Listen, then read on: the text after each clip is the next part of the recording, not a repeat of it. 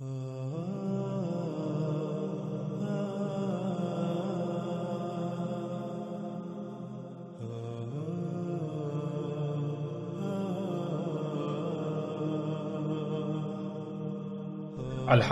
ہم مختلف پہلوں سے دجال پر کھل کر بات کر چکے۔ دجال کو کھول کھول کر رکھ دیا، اب کسی کے لیے بھی اس حقیقت کا انکار ممکن نہیں رہا، خواہ وہ کچھ بھی کر لے۔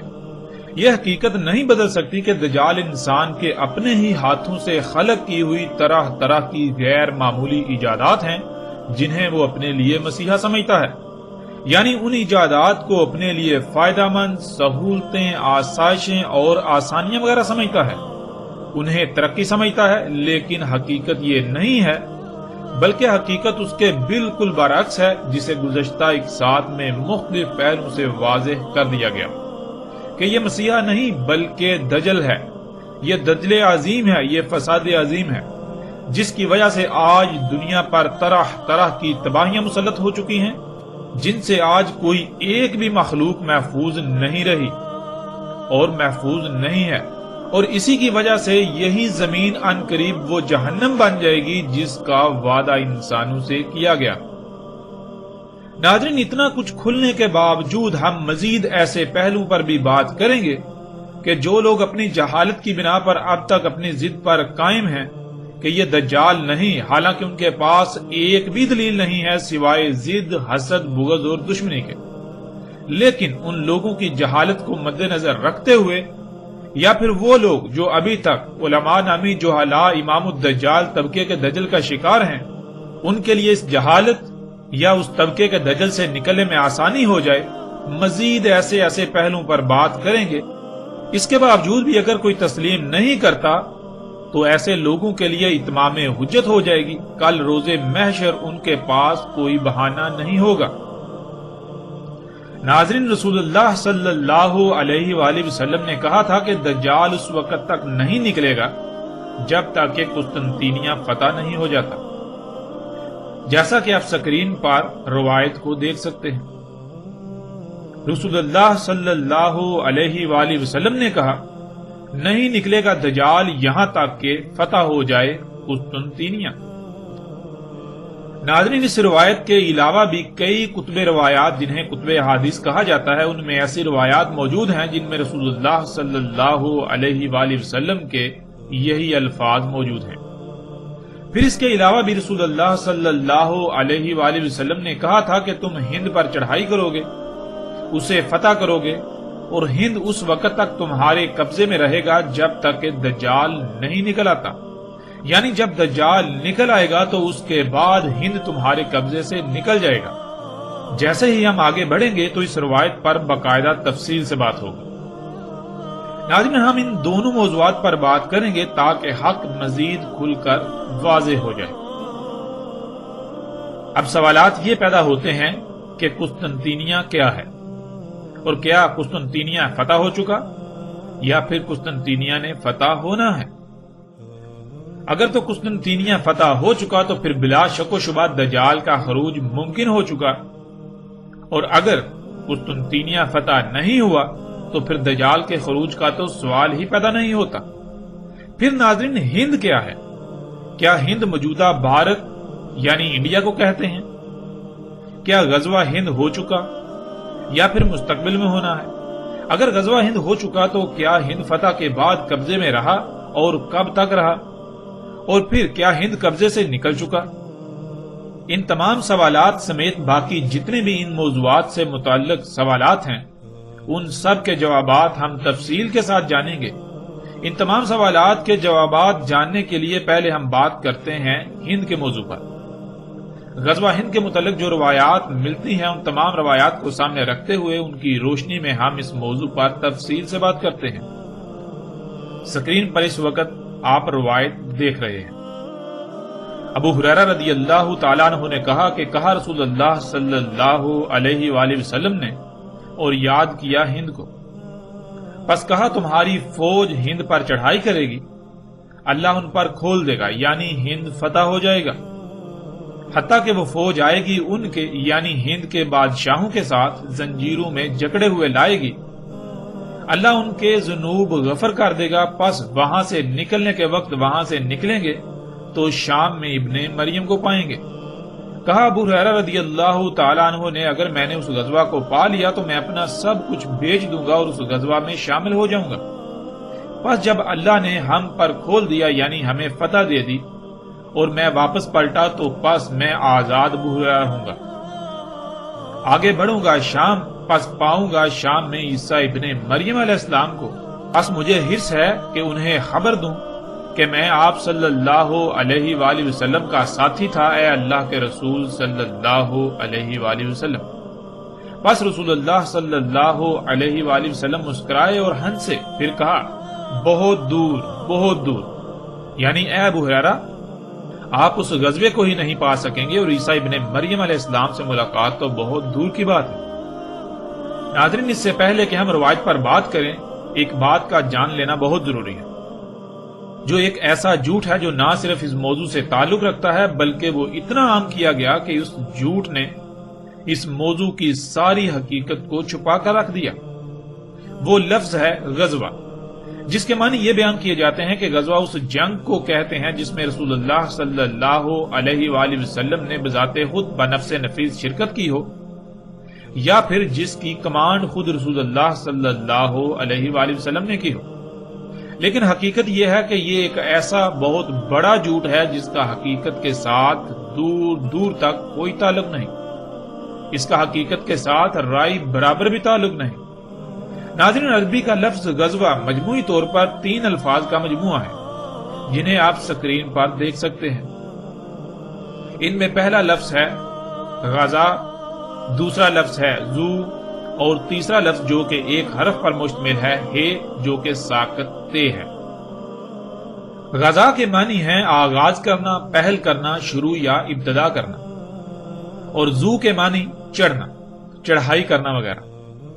اور اس مقام کی طرف اشارہ کرتا ہے جس کے بارے میں بات کی جا رہی ہوتی ہے۔ اگر جس کے بارے میں بات کی جا رہی ہو اس کا نام آگے موجود ہو تو نہیں بلکہ تے کا استعمال ہوگا، تے استعمال کیا جائے گا، کیونکہ عربی میں تے براہ راست اس شے یا عوامل کے لیے استعمال ہوتی ہے جن کا ذکر کرنا مقصود ہو۔ اگر نام یا براہ راست اس شے کا ذکر نہ ہو تو محض اس کی طرف اشارہ کرنے کے لیے تے کی بجائے ساکت تے یعنی کا استعمال ہوگا۔ اب ناظرین، ان تینوں الفاظ کو جوڑ کر ایک لفظ بنایا جائے تو یہ بنے گا لفظ غزوہ، جس کے معنی ہے کسی پر چڑھائی کی ابتدا کرنا، چڑھائی کا آغاز کرنا، چڑھائی میں پہل کرنا۔ اور ناظرین، پھر ایک اور بات بھی یاد رکھیں کہ یہ لفظ تو عربی کا لفظ ہے جو محمد رسول اللہ صلی اللہ علیہ وآلہ وسلم کی بعثت سے قبل بھی استعمال ہوتا تھا، نہ کہ یہ لفظ محمد رسول اللہ صلی اللہ علیہ وآلہ وسلم کی بعثت کے بعد وجود میں آیا۔ جب یہ لفظ عربی کا ہے اور محمد علیہ السلام کی بعثت سے قبل بھی استعمال ہوتا تھا تو پھر ان لوگوں سے سوال ہے جو یہ کہتے ہیں اور اسے اپنا عقیدہ بنا چکے ہیں کہ غزوہ اسے کہتے ہیں جس میں رسول اللہ صلی اللہ علیہ وآلہ وسلم نے خود شرکت کی ہو یا جس جنگ کی کمان خود رسول اللہ صلی اللہ علیہ وآلہ وسلم نے کی ہو۔ اگر یہی معنی ہے تو رسول اللہ صلی اللہ علیہ وآلہ وسلم کی بعثت سے قبل جب یہ لفظ استعمال ہوتا تھا تو وہاں اس کے معنی کیا لیے جائیں گے؟ تب تو رسول اللہ صلی اللہ علیہ وآلہ وسلم کی نہ بعثت ہوئی تھی اور نہ ہی ان کی پیدائش۔ ان کی پیدائش سے صدیاں قبل بھی یہ لفظ نہ صرف اپنا وجود رکھتا تھا بلکہ استعمال ہوتا رہا۔ ناظرین، آگے بڑھنے سے پہلے لفظ غزوہ کے معنی کو ذہن میں رکھنا بہت ضروری ہے۔ اگر اس سے اعراض کیا جائے گا، اس سے منہ موڑا جائے گا تو آپ حق کو سمجھنے کے بجائے الٹا اپنے پہلے سے اخذ کیے ہوئے نظریات سے باہر نہیں نکل سکیں گے اور حق کی پہچان بالکل ناممکن ہو جائے گی۔ اب آتے ہیں اس روایت کی طرف۔ ناظرین، اس روایت کی بنیاد پر آج آپ کو یہ بات اکثر سننے کو ملے گی جو کہ آج ایک عقیدے و نظریے کی حیثیت اختیار کر چکی ہے کہ جو گروہ یا فوج غزوہ ہند کرے گی یعنی ہند پر چڑھائی کرے گی، وہی گروہ لوگ یا فوج یہاں سے فتوحات کرتے ہوئے شام جائیں گے، اور جب شام پہنچیں گے، وہ گروہ شام پہنچے گا تو وہاں عیسیٰ ابن مریم علیہ السلام کو پائیں گے۔ عیسیٰ ابن مریم علیہ السلام چونکہ آخر الزمان میں قرب قیام الساعت آئیں گے اس لیے غزوہ ہند بھی ابھی مستقبل میں ہونا ہے۔ ناظرین، یہ ایک بہت ہی خطرناک عقیدہ ہے جس کی نہ تو کوئی بنیاد ہے اور نہ ہی اس میں ایک رائے برابر بھی حقیقت ہے۔ اس کے باوجود غزوہ ہند کے نام پر آج تک نہ صرف دھوکہ دیا جاتا رہا بلکہ آج بھی دھوکہ دیا جا رہا ہے۔ بلا شک و شبہ اس روایت میں ایسا تاثر ملتا ہے کہ جو لوگ غزوہ ہند کریں گے وہی شام میں عیسیٰ ابن مریم علیہ السلام کو پائیں گے، یعنی یہ ایک ہی گروہ ہے، لیکن حقیقت کیا ہے؟ جیسے ہی ہم آگے بڑھیں گے تو حقیقت کھل کر سامنے آ جائے گی۔ وہ ایک نہیں بلکہ الگ الگ دو گروہ ہیں۔ اب ناظرین، سب سے پہلی بات یہ ہے کہ غزوہ ہند کرنے والے کون ہوں گے؟ کیا کوئی تنظیم ہوگی، کوئی جماعت یا گروہ ہوگا، کچھ لوگوں کا غزوہ ہند کے نام پر گروہ وغیرہ ہوگا، یا پھر کوئی فوج ہوگی؟ تو اس سوال کا جواب صراحت کے ساتھ اسی روایت میں موجود ہے کہ وہ ایک جیش ہوگی، جیسا کہ سکرین پر آپ ان الفاظ کو دیکھ سکتے ہیں۔ اور جیش عربی میں کہتے ہیں ریاستی فوج کو، یعنی ریاست کی فوج کو، مثلا جیسے ریاست پاکستان کی فوج، ریاست سعودی عرب کی فوج، ریاست ایران کی فوج، یا دنیا میں جتنے بھی ممالک یعنی ریاستوں کی افواج ہیں، ریاستی فوج کو عربی میں جیش کہتے ہیں۔ روایت میں رسول اللہ صلی اللہ علیہ وآلہ وسلم کے الفاظ صراحت کے ساتھ موجود ہیں کہ غزوہ ہند کرنے والے لوگ ریاست کی فوج ہوگی، ریاستی فوج۔ ناظرین، اس حقیقت سے ان تمام لوگوں کی حقیقت آشکار ہو جاتی ہے جو کسی بھی ریاست کی فوج نہیں بلکہ مختلف گروہ، تنظیمیں یا جماعتیں وغیرہ ہیں، کہ اگر وہ غزوہ ہند کو اپنی طرف منسوب کرتے ہیں یا وہ غزوہ ہند کے نام پر لوگوں کو اپنی طرف مائل کر رہے ہیں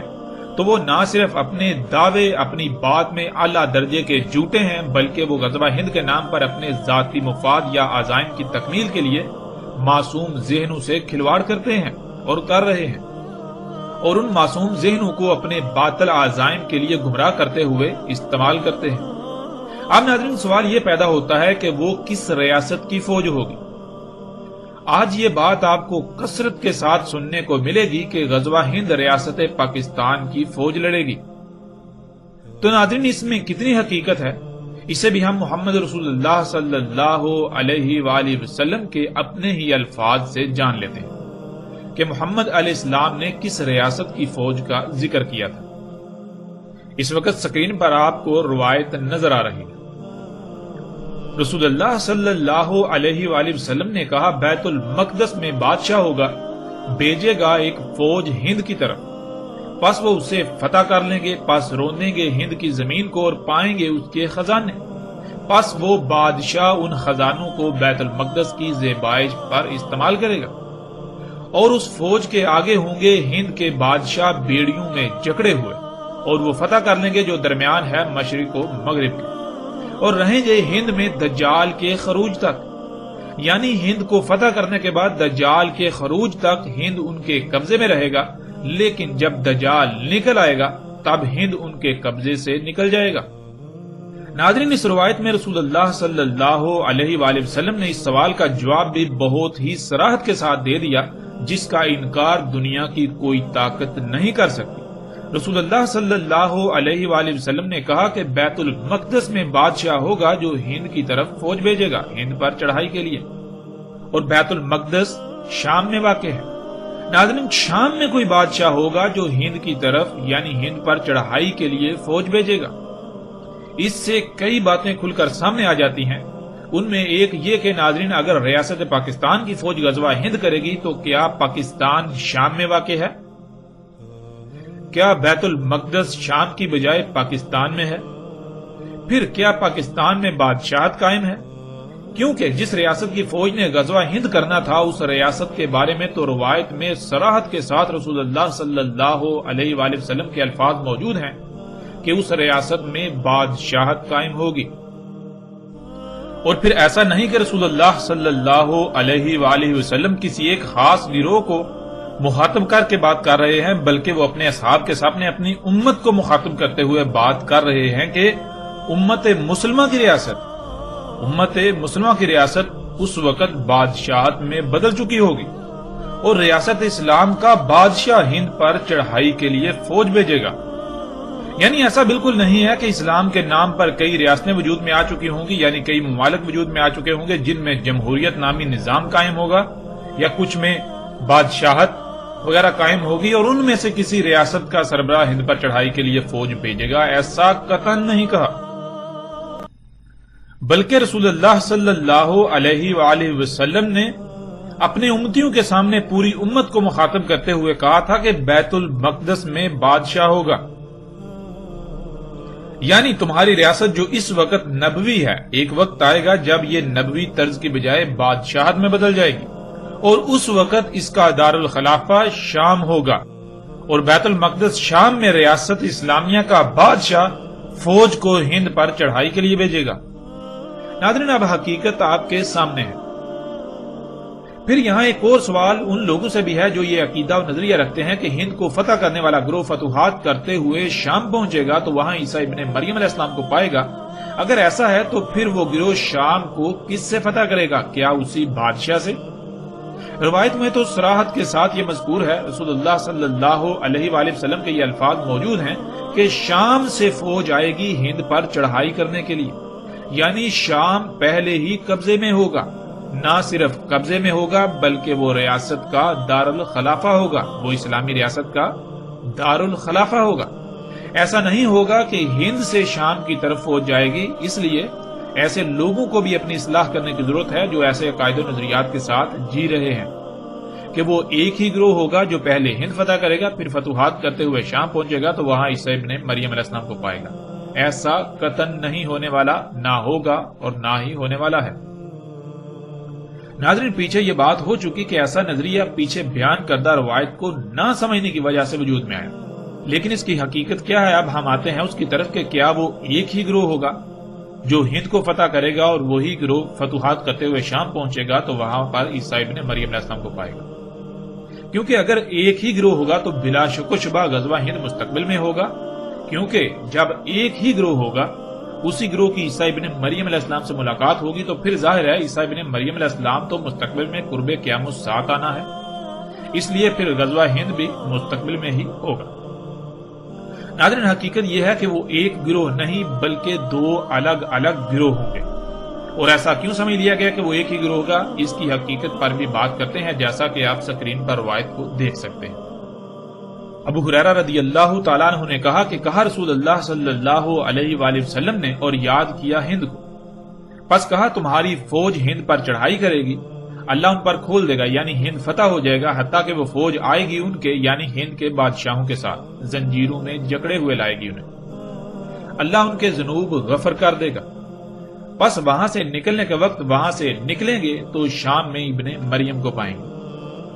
کہا ابو ہریرہ رضی اللہ تعالیٰ عنہ نے، اگر میں نے اس غزوہ کو پا لیا تو میں اپنا سب کچھ بیچ دوں گا اور اس غزوہ میں شامل ہو جاؤں گا، پس جب اللہ نے ہم پر کھول دیا یعنی ہمیں فتح دے دی اور میں واپس پلٹا تو پس میں آزاد ابو ہریرہ ہوں گا، آگے بڑھوں گا شام، پس پاؤں گا شام میں عیسیٰ ابن مریم علیہ السلام کو،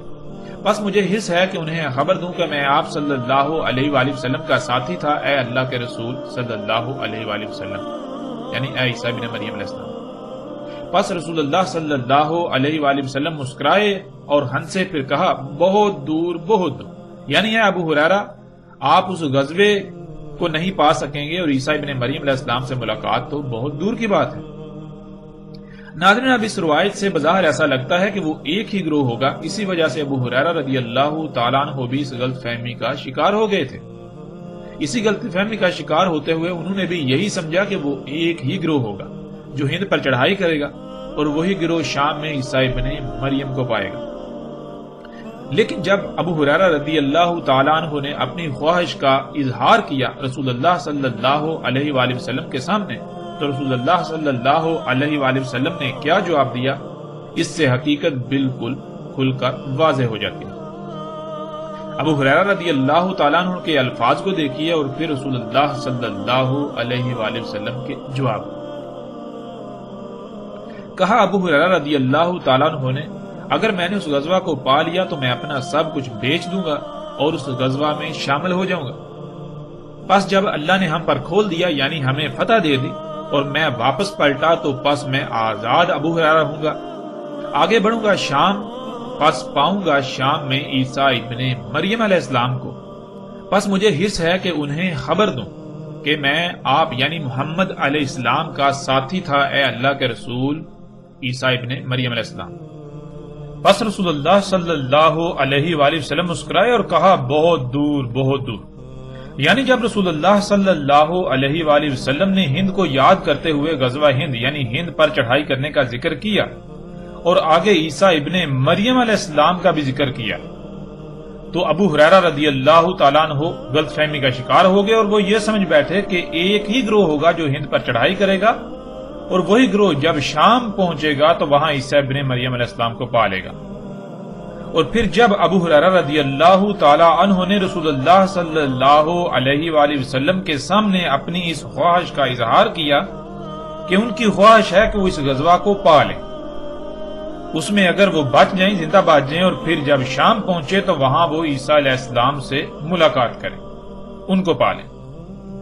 تو رسول اللہ صلی اللہ علیہ وآلہ وسلم کو اس بات کا علم ہو گیا، یہ علم ہو گیا کہ ابو ہریرہ رضی اللہ تعالی عنہ غلط فہمی کا شکار ہو گئے ہیں اور وہ یہ سمجھ رہے ہیں کہ وہ ایک ہی گروہ ہوگا۔ تو اس وقت رسول اللہ صلی اللہ علیہ وآلہ وسلم نے ان کی یہ غلط فہمی دور کرنے کے لیے اپنی اس بات کی مزید وضاحت کر دی کہ وہ ایک نہیں بلکہ دو مختلف گروہ ہوں گے اور وہ ایک ہی وقت نہیں بلکہ مختلف اوقات میں وہ گروہ ہوں گے، جیسا کہ آپ سکرین پر روایت کو دیکھ رہے ہیں۔ رسول اللہ صلی اللہ علیہ وآلہ وسلم نے کہا میری امت سے دو گروہوں کو اللہ نے آگ سے آزاد کر دیا، ایک جسے آگ سے آزاد کیا وہ ہند پر چڑھائی کرے گا اور دوسرا گروہ وہ جو ہوگا عیسیٰ ابن مریم علیہ السلام کے ساتھ۔ ناظرین، جب ابو ہریرہ رضی اللہ تعالی عنہ پر یہ بات واضح ہو گئی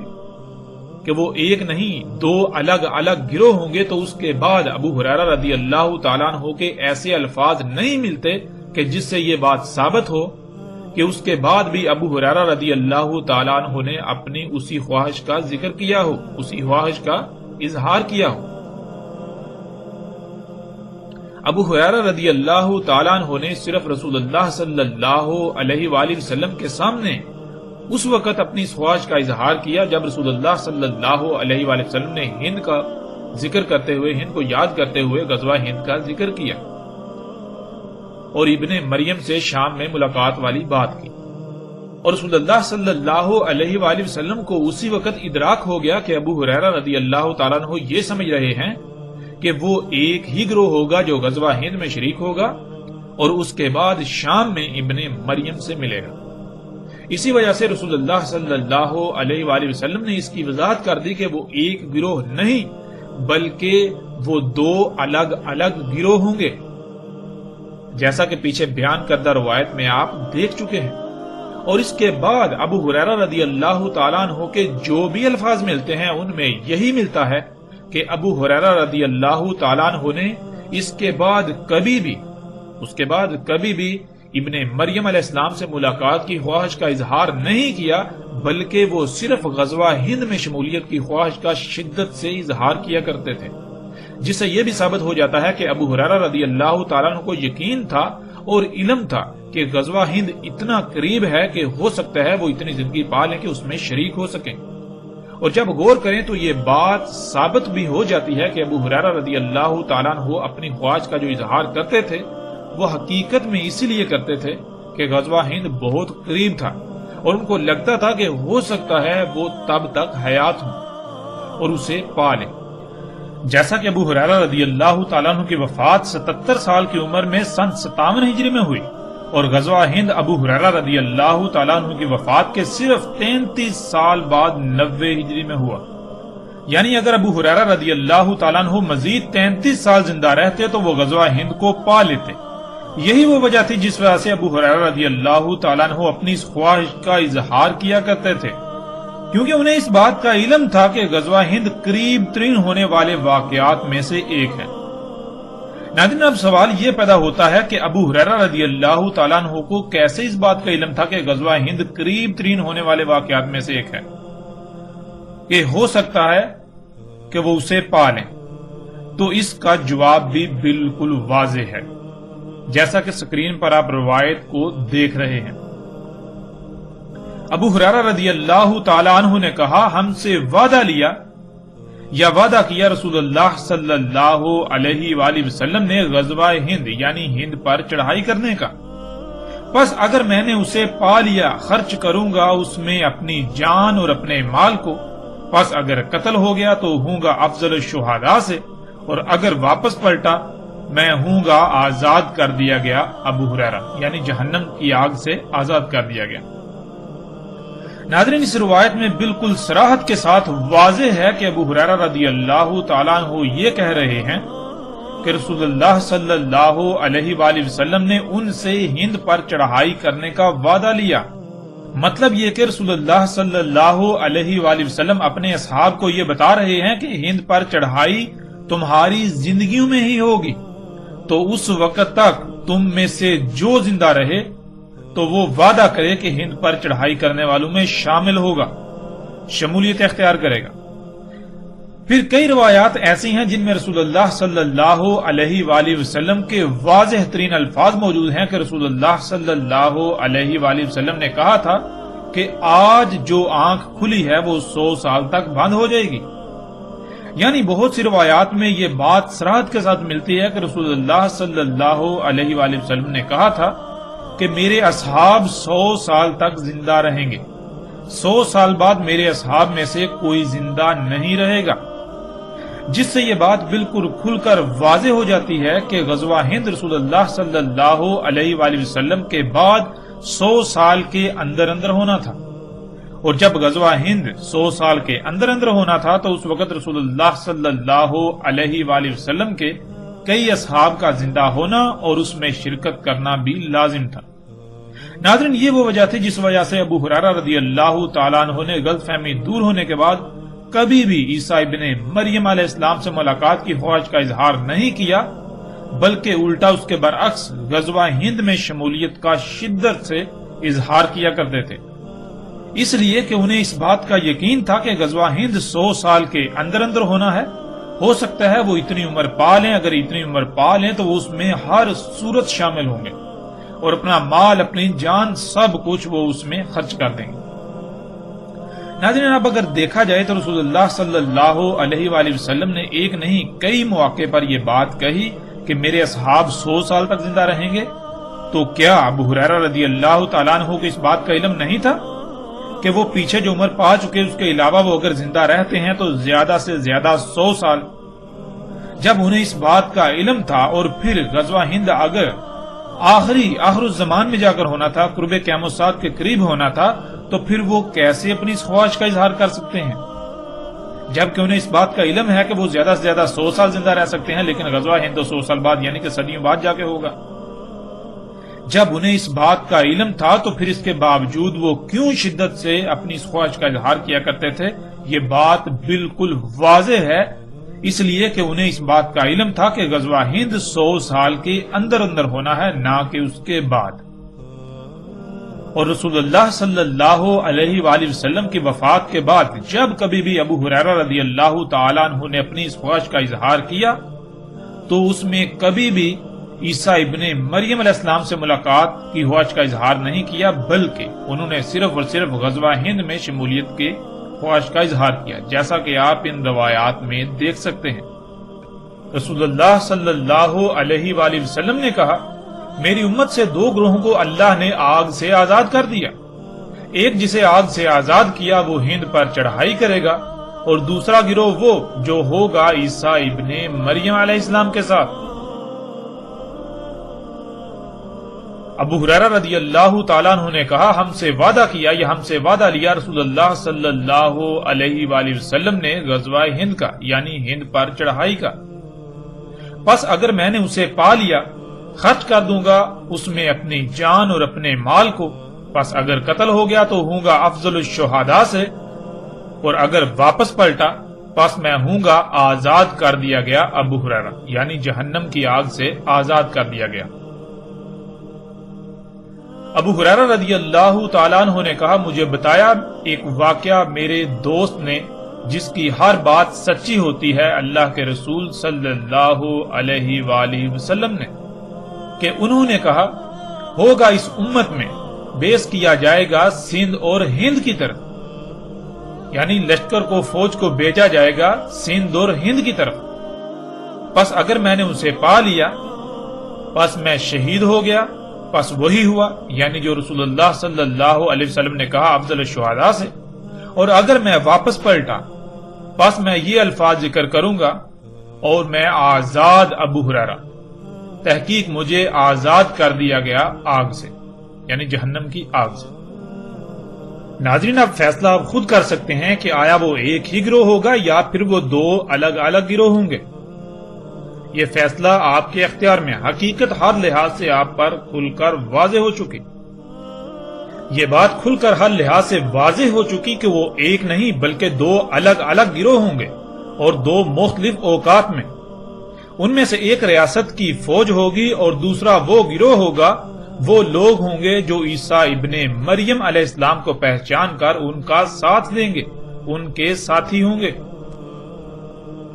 جب اس بات کی وضاحت ہو گئی تو ابو ہریرہ رضی اللہ تعالیٰ عنہ پر بھی یہ حقیقت واضح ہو گئی۔ اسی وجہ سے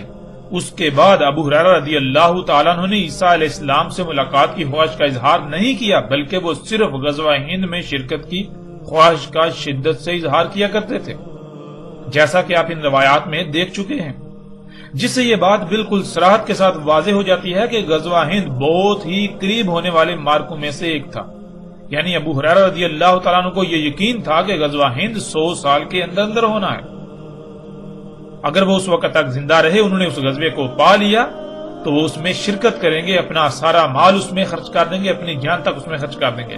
لیکن وہ اسے نہ پا سکے کیونکہ وہ اس سے پہلے ہی وفات پا گئے۔ اب ناظرین جیسے رسول اللہ صلی اللہ علیہ وآلہ وسلم نے کہا تھا بالکل ویسا ہی ہوا۔ رسول اللہ صلی اللہ علیہ وآلہ وسلم نے کہا تھا کہ خلافت علی منہاج النبوہ یعنی نبوت کی طرز پر خلافت رہے گی، یعنی جو نائبیت ہے وہ رہے گی 30 سال۔ مطلب یہ کہ جو ریاست میں قائم کر کے جا رہا ہوں یہ ہے نبوی ریاست، اور میرے بعد یہ ریاست نبوی طرز پر رہے گی 30 سال۔ اس کے بعد خلافت بادشاہت میں بدل جائے گی، یعنی جیسا نظام ریاست رسول اللہ صلی اللہ علیہ وآلہ وسلم وضع کر کے گئے تھے ویسا صرف 30 سال تک چلے گا، اس کے بعد اس کے برعکس بادشاہت قائم ہو جائے گی۔ خلافت علی منہاج النبوہ میں ریاست کے سربراہ کے لیے مشاورت کا حکم ہے کہ خلیفہ مومنوں کی مشاورت سے آنا چاہیے، یعنی جو ریاست کا سربراہ ہے وہ مومنوں کی مشاورت سے آنا چاہیے، اور اس کے برعکس بادشاہت کہتے ہیں نسل در نسل اقتدار کے منتقل ہونے کو، اور بالکل یہی ہوا۔ 30 سال تک خلافت علی منہاج النبوہ رہی، اور اس کے بعد معاویہ بن سفیان نے اسے بادشاہت میں بدل دیا۔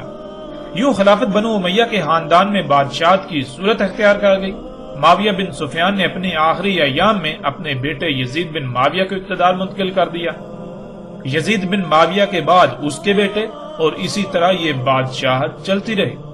اسی دوران نہ صرف ریاست اسلامیہ کا دارالخلافہ شام تھا بلکہ ایک ایسا بادشاہ آیا جس کا نام عبد الملک بن مروان تھا۔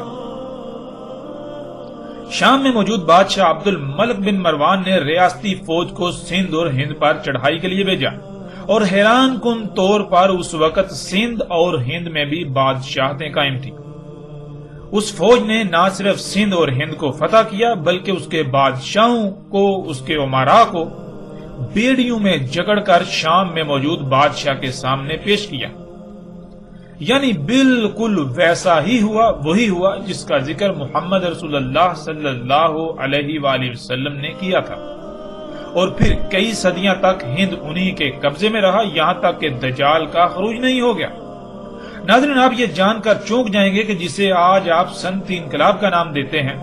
جسے صنعتی انقلاب کا نام دیا جاتا ہے، صنعتی انقلاب جو کہ دجال ہے، ہم پیچھے ہر لحاظ سے، ہر پہلو سے واضح کر چکے گزشتہ ایک ساتھ میں۔ اس کی ابتدا برطانیہ سے ہوئی۔ دجال کے خروج کے بعد برطانیہ ہی وہ واحد ملک تھا جس نے ہند کو مسلمانوں سے ان کے ہند پر کئی صدیوں کے قبضے کے بعد چھین لیا۔ یوں ہند مسلمانوں کے قبضے سے نکل گیا۔ اب ناظرین، جب رسول اللہ صلی اللہ علیہ وآلہ وسلم نے بالکل صراحت کے ساتھ یہ کہا تھا کہ ہند اس وقت تک تمہارے قبضے میں رہے گا جب تک کہ دجال نہیں نکل آتا، جب دجال نکل آئے گا تو ہند تمہارے قبضے سے نکل جائے گا، تو پھر یہ کیسے ہو سکتا ہے کہ ہند کو قبضے سے نکلے ہوئے بھی صدی سے زائد کا عرصہ گزر چکا، یہاں تک کہ اب تو ہند کا وجود تک بھی مٹ چکا اور دجال ابھی تک نکلا ہی نہیں؟ یہ کیسے ہو سکتا ہے؟ کیا نعوذ باللہ محمد اللہ کے رسول جھوٹے تھے؟ کیا انہوں نے جھوٹ کہا تھا؟ کیا انہوں نے جھوٹ کہا تھا کہ ان کی بات پوری نہ ہوئی؟ کیونکہ جب ہند کو قبضے سے نکلے ہوئے بھی ایک صدی سے زائد کا عرصہ گزر چکا تو پھر دجال کیوں نہ نکلا؟ رسول اللہ صلی اللہ علیہ وآلہ وسلم کے الفاظ کے مطابق تو دجال ہند کے قبضے سے نکلنے سے پہلے نکلنا تھا، دجال کا خروج ہند قبضے سے نکلنے سے پہلے ہونا تھا۔ ہند قبضے سے نکلے صدی سے زائد عرصہ گزر چکا، لیکن سب کے سب خود کو مومن و مسلم کہلوانے والے آج بھی دجال کے انتظار میں ہیں۔ آخر ایسا کیوں؟ پھر ناظرین، یہاں قادیانی لوگوں کو بھی غور و فکر کی ضرورت ہے کہ عیسیٰ ابن مریم علیہ السلام نے دجال کے خاتمے کے وقت آنا تھا، نہ کہ دجال کے اوائل میں، یعنی عیسیٰ ابن مریم علیہ السلام کی موجودگی میں دجال کا خاتمہ ہونا تھا، نہ کہ عیسیٰ ابن مریم علیہ السلام کے گزر جانے کے بعد بھی دجال دنیا میں دندناتا پھرتا۔ عیسیٰ ابن مریم علیہ السلام کے بعد صرف 7 کا قیام ہونا تھا، یعنی دنیا میں ایک عظیم زلزلے سے تمام انسانوں کا خاتمہ، یا پھر عیسیٰ ابن مریم علیہ السلام چونکہ اللہ کے رسول ہوں گے، اور قرآن میں اللہ سبحانہ تعالیٰ بالکل واضح کہتے ہیں کہ اللہ سبحانہ تعالیٰ اس وقت تک کسی قوم کو عذاب نہیں دیتا، اللہ تعالیٰ اس وقت تک عذاب نہیں لاتا جب تک کہ رسول بھیج کر حجت نہ پوری کرنا، اور رسول کی موجودگی میں عذاب آتا ہے، رسول اور اس کے ساتھیوں کو اس عذاب سے بچا لیا جاتا ہے، جیسے کہ آپ کے سامنے قرآن میں بہت ساری مثالیں موجود ہیں۔ مثلا آپ نوح علیہ السلام کو دیکھ سکتے ہیں، آپ صالح علیہ السلام کو دیکھ سکتے ہیں، آپ ابراہیم علیہ السلام کو دیکھ سکتے ہیں، آپ لوط علیہ السلام کو دیکھ سکتے ہیں، آپ موسیٰ علیہ السلام کو دیکھ سکتے ہیں، آپ عیسیٰ علیہ السلام کو دیکھ سکتے ہیں۔ اس طرح آپ کو ہر رسول کی زندگی میں بالکل واضح یہ چیز ملے گی۔ تو پھر غلام احمد قادیانی کیسے عیسیٰ ابن مریم یا مثل عیسیٰ ابن مریم ہو سکتا ہے؟ یہ ممکن ہی نہیں کہ غلام قادیانی عیسیٰ ابن مریم یا مثل عیسیٰ ابن مریم تھا۔ حقیقت کیا ہے؟ اللہ کے فضل سے جیسے جیسے ہم آگے بڑھیں گے تو حقیقت ہر لحاظ سے کھل کر سامنے آ جائے گی، لیکن یہاں یہ جان لیں کہ غلام احمد قادیانی نہ عیسیٰ ابن مریم تھا، نہ مثل عیسیٰ، اور نہ ہی مہدی وغیرہ تھا، اور نہ ہی دنیا کی کوئی طاقت اسے عیسیٰ، مثل عیسیٰ یا مہدی ثابت کر سکتی ہے۔ قادیانی لوگوں کو غور و فکر کی دعوت دی جاتی ہے، غور و فکر کیجئے، اللہ کے فضل سے عن قریب وہ حقائق بھی آپ کے سامنے آئیں گے کہ کوئی قادیانی بھی اس بات کا انکار نہیں کر سکے گا۔ اور ناظرین، پھر تاریخ گواہ ہے جتنے بھی رسول آئے ان کی زندگی میں انہیں تکذیب و تضلیل کا نشانہ بنایا گیا، اور انہی کی زندگی میں انہیں اللہ نے سچا ثابت کر دکھایا۔ جیسے اللہ نے ہر شے سے اسی کا جوڑا خلق کیا، جس طرح انسانوں کے نزدیک زمین پر یوم کا جوڑا لیل اور نہار خلق کیا گیا۔ یوم کی ابتدا لیل یعنی اندھیرے سے ہوتی ہے، پھر بالآخر اندھیرے کو روشنی کے سامنے پسپا ہونا پڑتا ہے۔ بالکل اسی طرح ہر رسول کی زندگی میں بھی 2 مرحلے آئے۔ پہلا مرحلہ جو صرف خالص دعوت پر مبنی تھا، جس میں ہر رسول کو جن کی طرف اسے بھیجا گیا یا انہیں بھیجا گیا ان کی طرف سے تکذیب و تضلیل کا سامنا کرنا پڑا، لیکن دوسرے مرحلے میں دشمنوں کو بھی یا تو انہیں تسلیم کرنا پڑا، یا پھر اللہ نے اپنے عذاب کا فیصلہ سنا کر رسول اور اس کے ساتھیوں کو اس عذاب سے بچا کر رسول کی صداقت کی گواہی دے دی، اور پھر مجبوراً سب کو رسول کو تسلیم کرنا پڑا، اور پھر ہر رسول کے بعد ان کی دعوت لفظ با لفظ سچی ثابت ہوئی، جس وجہ سے بعد والے بھی انہیں تسلیم کرنے پر مجبور ہو گئے کہ واقعتاً فلاں اللہ کا رسول تھا، یعنی اللہ کا ہی بھیجا ہوا تھا۔ اور ہر رسول کے بعد دنیا کی کوئی طاقت اسے غلط ثابت نہیں کر سکی، بلکہ الٹا اس کی تصدیق ہی کی گئی۔ کوئی ایک بھی ایسا رسول نہیں ہے جو واقعتاً اللہ کا رسول تھا لیکن بعد میں کسی نے اسے غلط ثابت کیا ہو، کیونکہ یہ ممکن ہی نہیں۔ اللہ اپنے بندوں کو یعنی اللہ اپنے غلاموں کو رسوا نہیں کرتا۔ اور اسی طرح اگر غلام احمد قادیانی سچا تھا تو کیا اس کے ساتھ بھی وہی کچھ ہوا جو گزشتہ رسولوں کے ساتھ ہو چکا؟ ایسا قطعاً نہیں ہوا۔ جیسے جیسے ہم آگے بڑھیں گے تو ہم اللہ کے فضل سے اللہ کی کتاب سے ایسے ایسے حقائق سامنے لائیں گے کہ دنیا کا کوئی ایک بھی قادیانی ان حقائق کو جھٹلا نہیں سکے گا، ان کا رد نہیں کر سکے گا، خواہ وہ کچھ بھی کر لے، خواہ کچھ بھی ہو جائے۔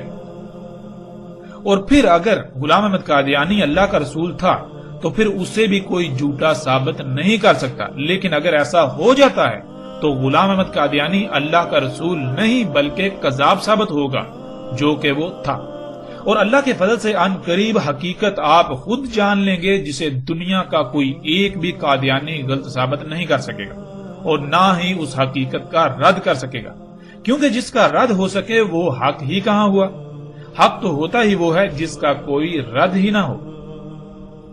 ناظرین، ہم ایک بار پھر ان لوگوں کو مخاطب کرتے ہوئے یہ بات واضح کر رہے ہیں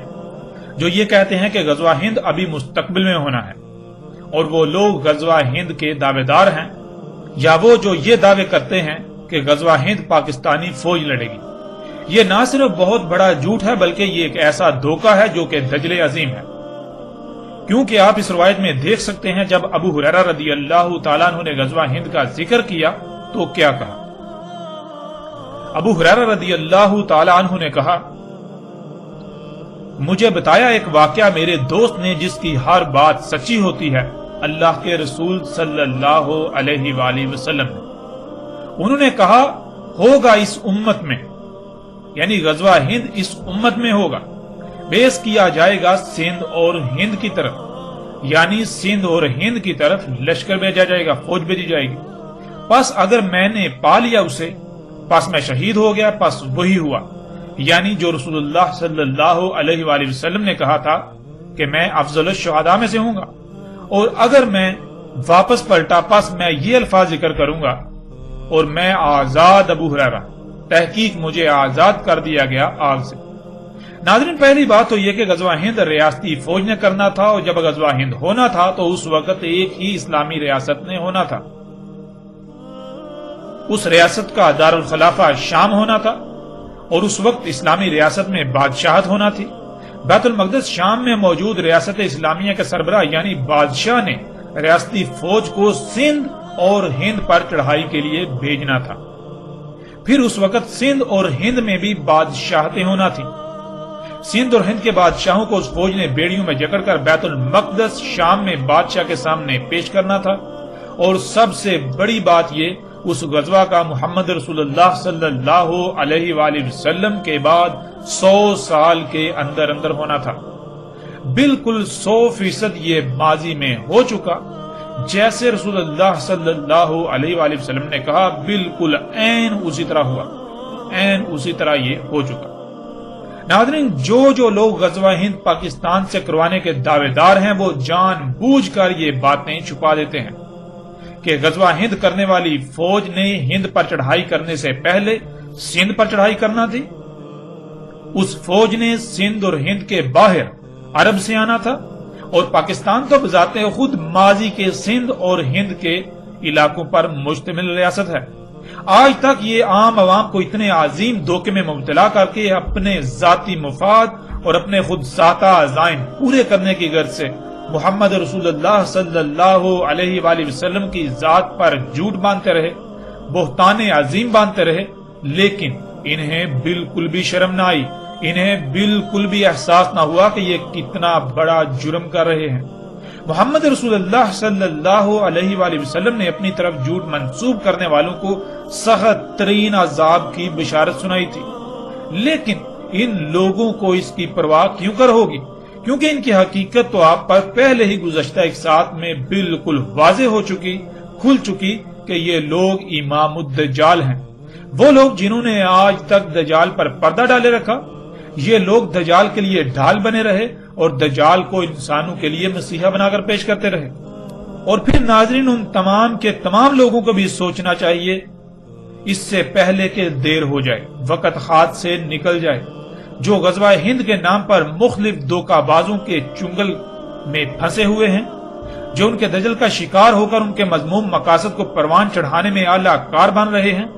جان لو ہر لحاظ سے حق تم پر واضح ہو چکا۔ آج تم حق سے اعراض تو کر سکتے ہو، لیکن کل کو تمہارے پاس کوئی عذر نہ ہوگا۔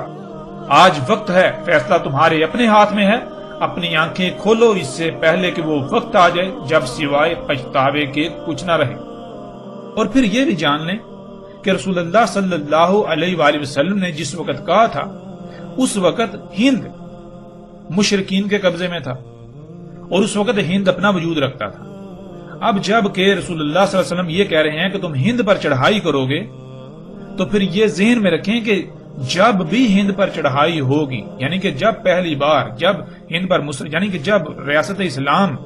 کی طرف سے ہند پر چڑھائی ہوگی تو اس کا ذکر کیا جا رہا ہے۔ ہرگز ایسا نہیں کہا رسول اللہ صلی اللہ علیہ وسلم نے کہ تم ہند پر چڑھائی کرو گے، اس کے بعد ہند فتح کر لو گے، پھر تم ہند میں رہو گے اس وقت تک جب تک ہند تمہارے قبضے سے نکل نہیں جاتا۔ پھر جب ہند تمہارے قبضے سے نکلے گا پھر وہ مختلف ٹکڑوں میں تقسیم ہو جائے گا، یعنی ممالک میں تقسیم ہو جائے گا۔ تو ہند جو ہے وہ سری لنکا، بنگلہ دیش، نیپال، انڈیا اور پاکستان، ان ممالک کی صورت میں تقسیم ہو جائے گا۔ تو اس وقت تم جو ہے ان میں سے جو انڈیا نامی خطہ ہے اس پر چڑھائی کرو گے، ایسا قطعاً کہیں بھی رسول اللہ صلی اللہ علیہ وآلہ وسلم نے نہیں کہا۔ آج ہند کا وجود ہی نہیں، آج ہند کا وجود ہی نہیں ہے۔ دنیا کا نقشہ اٹھا کر دیکھیں تو دنیا کے نقشے سے آپ کو ہند نہیں ملے گا،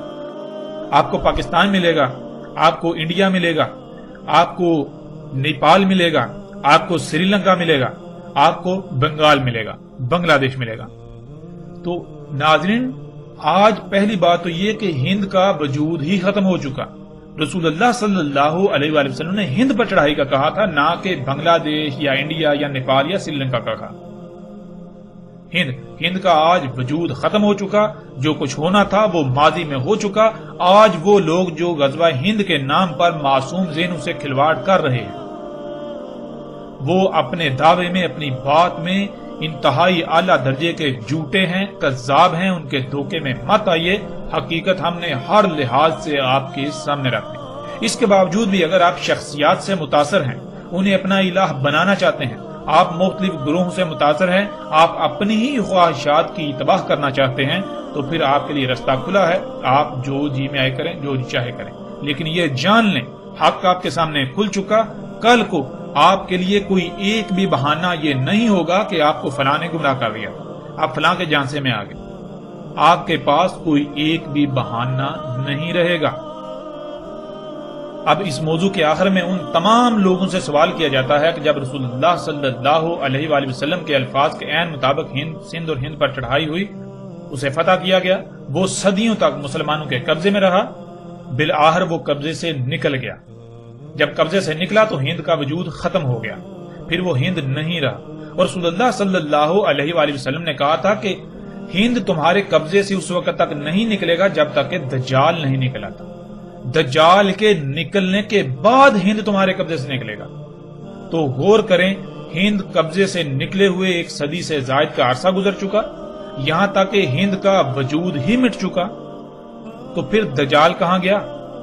کیا رسول اللہ صلی اللہ علیہ وآلہ وسلم نے جھوٹ کہا تھا؟ قطعاً نہیں، قطعاً نہیں، قطعاً نہیں۔ رسول اللہ صلی اللہ علیہ وآلہ وسلم نے ایک ایک بات سچ کہی تھی، اور الحمدللہ اللہ کے فضل سے ہم نے اللہ کے رسول محمد علیہ السلام کی ایک ایک بات کی تصدیق کر دی اور ایک ایک بات کی تصدیق کر رہے ہیں۔ دجال کا خروج تو کب کا ہو چکا، اب تو دجال کے خاتمے کا وقت بھی سر پر آ چکا ہے، اور آپ عنقریب اپنی آنکھوں سے دجال کا خاتمہ ہوتا ہوا دیکھیں گے۔